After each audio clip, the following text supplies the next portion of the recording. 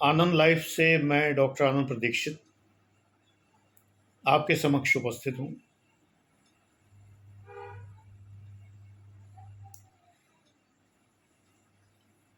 आनंद life channel आपके life management के लिए है, यानी आपको उन बातों से बचाने के लिए है जिनमें पढ़कर आप अपने जीवन को नष्ट करने लगते हैं।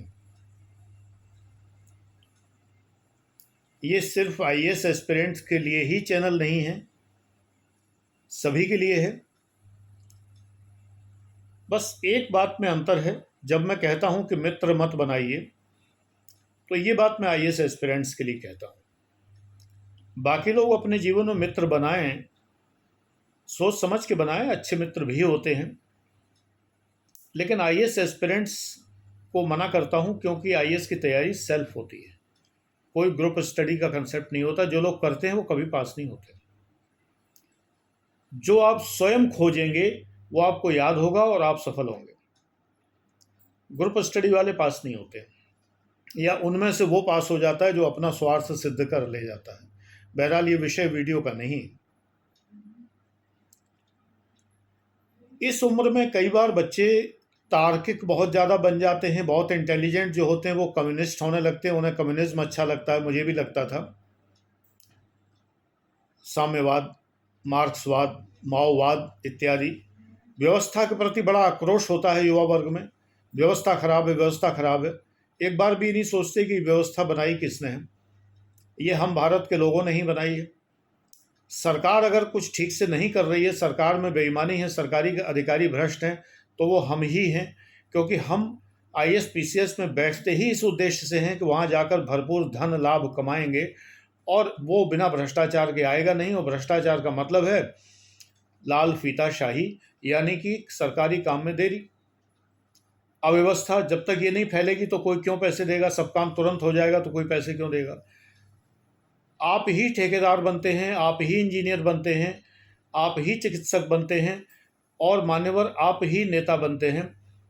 जब आप ही सब कुछ बनते हैं, यानी हम ही सब कुछ बनते हैं, तो इन जितने वर्ग हैं, इन वर्गों में अगर कोई भ्रष्टाचार है, अनैतिकता है, तो उसके जिम्मेदार हम ही हैं। तो व्यवस्था के प्रति इस आक्रोश को कम कीजिए और अपने को सुधारिए। हर बात पर गुस्सा आता है, ये बात सही है। आप किसी भी सरकारी दफ्तर में चले जाइए तो आपको लगेगा कोई काम करना ही नहीं चाहता है, हर कोई आपको टहला रहा है, परेशान कर रहा है। अपवाद अलग है। ऐसे ही जब आप समाज में कुछ बच्चे आध्यात्मिक होने लगते हैं, घर वाले परेशान हो जाते हैं कहीं सन्यासी ना हो जाए, वो किसी बाबा की शरण में चले जाते हैं। बाबा अपने आश्रम का झाड़ू पोंछा करवाता है, गुरु की महिमा बखनवाता है, और गुरु ब्रह्मा गुरु विष्णु रटवाता है डेली, और अपने अंदर आस्था पैदा करवाता है, पैर दबवाता है, मालिश करवाता है, और पता नहीं क्या क्या करवाता है।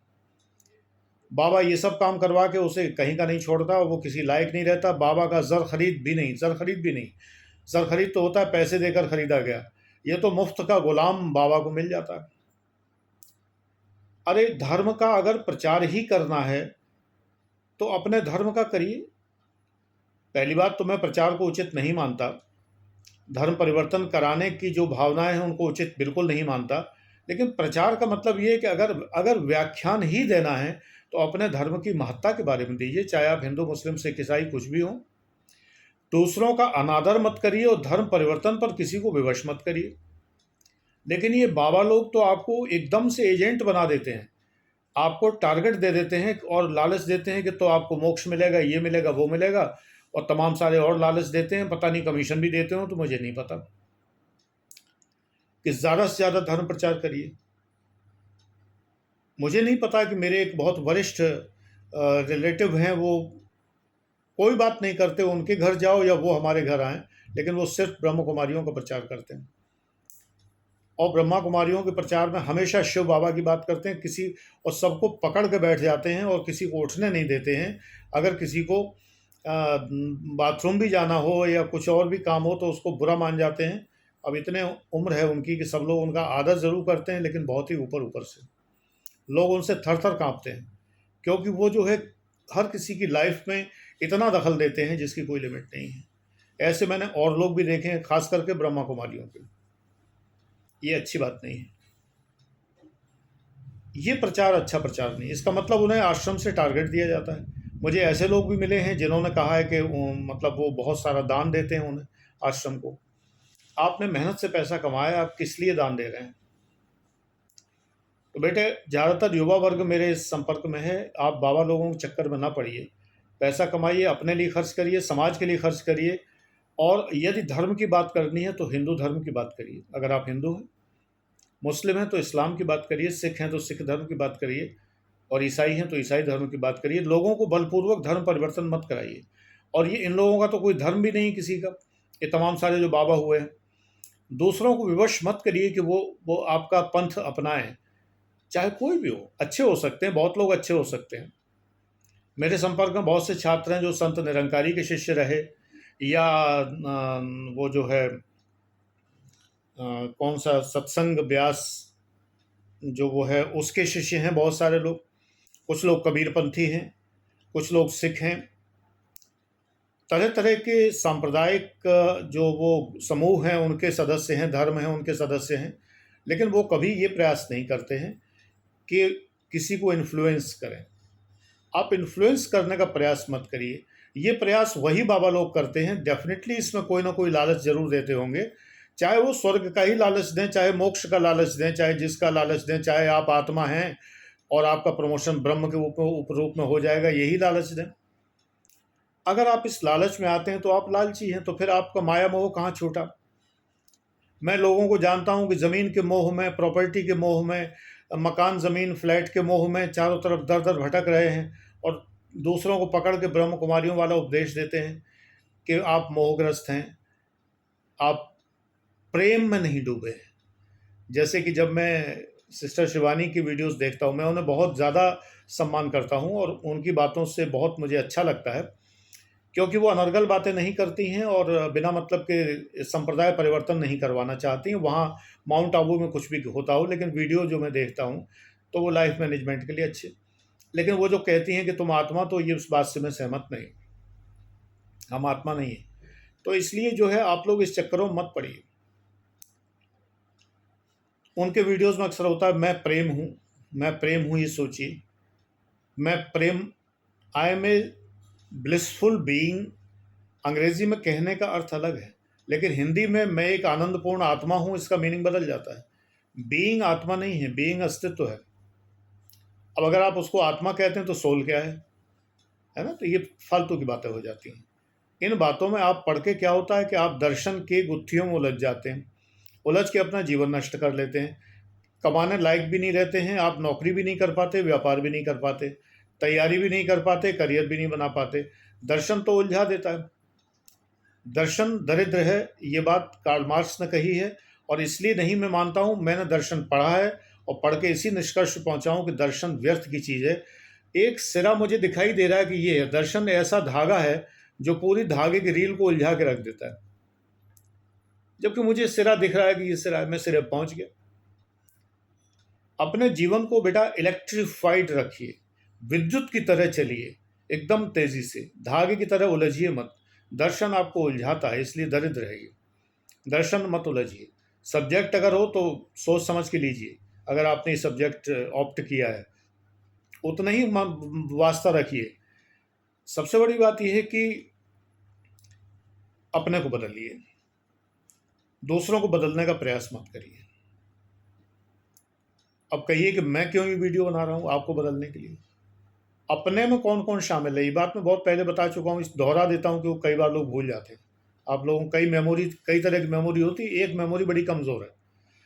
उस मेमोरी को जगाने के लिए मैं ये कह रहा हूँ कि मैं ये बात कई बार कह चुका हूँ कि स्वयं को हमें बदलना चाहिए। स्वयं का मतलब होता है मैं और मेरा निकटतम परिवार, भाई बहन, पति पत्नी, माता पुत्र, माता पुत्री, पिता पुत्र, पिता पुत्री, पति पत्नी इत्यादि 8 रिश्ते, या इन जैसे कजिन्स भी, अगर हमारे बहुत अपने सगे भाई जैसे हैं तो वो भी, बस ज़्यादा नहीं। मित्र तो इसमें आता ही नहीं है, मित्र का कोई मतलब ही नहीं है। मित्र कोई रिश्ता होता ही नहीं। सोशलॉजी में एक चैप्टर दिखा दो मित्र के नाम पर। सुदामा कृष्ण कुछ नहीं है, कोई दोस्ती वोस्ती की मिसाल नहीं मैं मानता हूँ, कुछ नहीं मानता मैं, कोई मिसाल नहीं है। क्या मैत्री निभाई सुदामा? कौन सी मैत्री निभाई बताइए? What are the norms of friendship, ideals of friendship, जो सोचो एक बार, तर्कपूर्ण दिमाग लगाओ। दर्शन में तर्क बहुत अजीब होता है, बहुत बेकार का होता है। कॉमन सेंस लगाइए। कौन सी दोस्ती थी भाई, क्या निभा रहे थे, कितना कृष्ण निभा रहे थे, कितना कितना सुदामा निभा रहे थे। वो तो सुदामा उनके द्वार पे आया, कहते नहीं बना, उनकी भव्यता देखकर, उनका सम्मान देखकर कृष्ण भी समझ गए, उसको इतना दे दिया। सिंबॉलिक है जो कहा गया कि 3 लोक नाप दिए वगैरह, लेकिन इतना दे दिया कि सुदामा के साथ पुश्तें तर गई। ठीक है, पुराना मित्र आता है तो अच्छा किया, बहुत बढ़िया किया। सुदामा ने क्या किया? कुछ जो अंगारों पे बैठे होते हैं लोग बाग वीडियो देखते समय, जैसे नीचे अंगारे सुलग रहे हों, वो लोग हर बात में तर्क निकालते हैं। अरे आपने पढ़ा कितना है कृष्ण को, जानते कितना है कृष्ण को, हम जानते हैं कृष्ण को। अच्छा भैया, कृष्ण तो तुम्हारे रिश्तेदार थे, तुम जानते होगे तो इस चैनल पे हो क्यों? जाइए किसी और चैनल पे जाइए। मैं यहाँ बहस करने के लिए नहीं हूँ। मैं अपने उन बच्चों से मुखातिब हूँ जो मुझे मानते हैं और जो मेरे अनुसार जीवन अपना चलाते हैं और सफल होते हैं। जीवन सरलतम रखिए, जटिलतम नहीं। जीवन में दर्शन का प्रवेश हुआ नहीं कि जीवन जटिल हुआ, वाहियात हुआ। जीवन में आपने अनावश्यक लोगों को जोड़ा नहीं कि आपका जीवन बिगड़ा। इन बातों का ध्यान रखिए। जीवन बिगड़ जाता है, बिगाड़िए मत। सरलतम जीवन रखिए, और सरलतम जीवन की शर्त यही है कि जीवन में उन चीज़ों को जो मैन मेड हैं उनको शामिल ना करें। प्राकृतिक चीज़ें जो ईश्वर प्रदत्त हैं उनको सम्मिलित करें। ये समझ लीजिए, ईश्वर को जीवन में रखिए, मैन मेड चीज़ों को ज़्यादा जीवन मत रखिए, चाहे भोजन क्यों ना हो। ये बेमतलब की पिज़्ज़ा, बर्गर और तमाम सारी उटपटांग चीज़ें, ये सब की कोई ज़रूरत नहीं है। शाक सब्जियां विशुद्ध रूप से पैदा होती हैं और उनको बहुत अच्छे तरीके से तैयार किया जा सकता है, बड़े ही टेस्टी रूप में तैयार किया जा सकता है। ज़बान के इतने ग़ुलाम मत बनिए कि आप जानवरों को मार मार कर अपने पेट में दफना दें और लाशों को नमक मिर्च मसाला लगा के खाएं और कहें कि बहुत स्वादिष्ट है। लाश खाने वाला मनुष्य नहीं होता है, कम से कम वो मत बनिए। इसलिए प्रकृति पर विश्वास करिए, ईश्वर पर विश्वास करिए। मैन मेड जितनी चीज़ें हैं जो जो जटिलतम होती चली जाती हैं उतना ही नुकसान करती हैं। जब हमें कोई बीमारी होती है तो डॉक्टर कहता है तले हुए से परहेज करिए, नमक ज़्यादा मत खाइए, मीठा ज़्यादा मत खाइए, इत्यादि इत्यादि। पहले पहले ज़माने में हलवाई जो मिठाई बनाता था वो दूध को औटा के मावा बनाया और चीनी डाल दी, उसको कुंदा कहते थे। कुंदा बना दिया और काट काट के पेड़ बना दिए गोल गोल करके, या बर्फ़ी बना दी। सबसे टेस्टी मिठाई थी, वैसी आज तक नहीं मिलती है। अब उसके बाद मनुष्य ने उसमें इतने इनोवेशन करने शुरू किए कि जैसी सत्यानाश कर दी मिठाई। अब उसमें मजबूरी में उसे पेस्टिसाइड मिलाने पड़ते हैं। महक आती है, आप लोगों को नहीं आती क्योंकि आपकी टेस्ट बड्स हैबिचुअल हो गई हैं। इसके अंदर जो है पोटेशियम मेटाबाइसल्फाइड या सोडियम बेंजोएट वगैरह जो वो हैं, इसको सिक्स्थ टेस्ट कहा जाता है, ये मिलाते हैं। और आजकल तो दुष्ट बहुत से हलवाई जो हैं वो उसमें पेस्टिसाइड भी मिलाते हैं। कोक वगैरह में तो पकड़े गया, पानी सड़ जाएगा भाई। अगर पानी में पेस्टिसाइड नहीं मिलाएंगे तो पानी सड़ जाएगा, और हम सड़ा हुआ वो पानी पी रहे हैं। Best before 6 month. और अमेजोन तो ऐसा है कि जो बेस्ट बिफोर जहाँ लिखा होता है उसके ऊपर एक लेबल चिपका देता है कि आप ये भी ना पढ़ पाएँ कि मैन्युफैक्चरिंग डेट ये है तो बेस्ट बिफोर क्या है। मैंने पानी खरीदा वहाँ से, 5-5 लीटर केन मंगवाए, बेस्ट बिफोर पढ़ने में नहीं आया, इंटरनेट से पता लगाया कि बेस्ट बिफोर कि कितने साल कितने टाइम तक हम इसे यूज़ कर सकते हैं। अब सोचिए उसमें बेस्ट बिफोर 1 ईयर लिखा है, तो पानी आप रख दीजिए एक गिलास में, कितने दिन तक उसमें महक नहीं आएगी। इसका मतलब उसमें कुछ तो मिलाना पड़ेगा, तो प्राकृतिक नहीं रहा। तो हम प्राकृतिक पानी ना पी के ये पानी पी रहे हैं। तो थोड़ा सा जीवन को अच्छा रखिए। और ये बाबा आपके जीवन को क्यों प्रभावित कर रहे हैं? आपका प्राकृतिक जीवन ऐसा है कि आपके मन में ईश्वर विराजता है। हमारा जो मन है ये संसार की ओर भागता है, लेकिन ईश्वर हमेशा रोकता है। ईश्वर है हमारे अंदर, अहम आत्मा गुडाकेशन, सभी प्राणियों में स्थित भगवान, उसको लाइए। बाबाओं को लाने से क्या रखा है? बात ये ना, लोग इतने इंटेलिजेंट नहीं है कि वो चीज़ें समझ ही नहीं पाते हैं। तो वो वही बात है कि जब कुछ समझ में नहीं आता तो ट्यूशन कर लो। तो बाबा जो है ट्यूटर हो गया। आज एक परंपरा बन गई कि हर चीज़ की ट्यूशन करनी है। हम लोग IAS PCS बनते थे बिना किसी कोचिंग के। कोई हलवा नहीं था exam, it was very tough examination. ये हमेशा टफ रहा है। लेकिन आज का ये है कि ट्यूशन करना, कोचिंग करना एक यूनिवर्सिटी हो गई कि कोचिंग करना है। मतलब IAS की तैयारी करने का मतलब ही कोचिंग में एडमिशन लेना है। ठीक है भाई, कोचिंग चलाने वालों के बारे न्यारे हैं ही हैं। आपका क्या है, धन भी चला जाता है, करियर भी चला जाता है, सब कुछ नष्ट हो जाता है, क्योंकि आपने रियलाइज ही नहीं किया कि आप वो करियर अपनाने लायक हैं या नहीं, आपके अंदर वो क्षमता है या नहीं, आप उतने परिश्रम कर सकते हैं कि नहीं, आपके पास उतना समय है कि नहीं, आप उतनी पुस्तकें खरीद सकते हैं कि नहीं। तो धंधेबाज लोग आपको और आसान कर देते हैं कि नहीं, 4 किताबें खरीदना हो जाएगा, आप उल्लू बन जाते हैं। नोट्स मत बनाना बेटा, हो जाएगा। और ये बात एक वो अधिकारी कह रहा है जिससे IAS की नौकरी नहीं की गई, छोड़ के आ गया, क्योंकि व्यापार में ज़्यादा मज़ा था। अब नाम के आगे IAS लग गया तो व्यापार करना ज़्यादा आसान हो गया, लोग विश्वास करने लगे। और वो सरासर ठोंक के बेवकूफ़ बना रहा कि 4 किताबें पढ़िए, नोट्स मत बनाइए, बड़ी। आपको यही बात बाबा कर रहे हैं।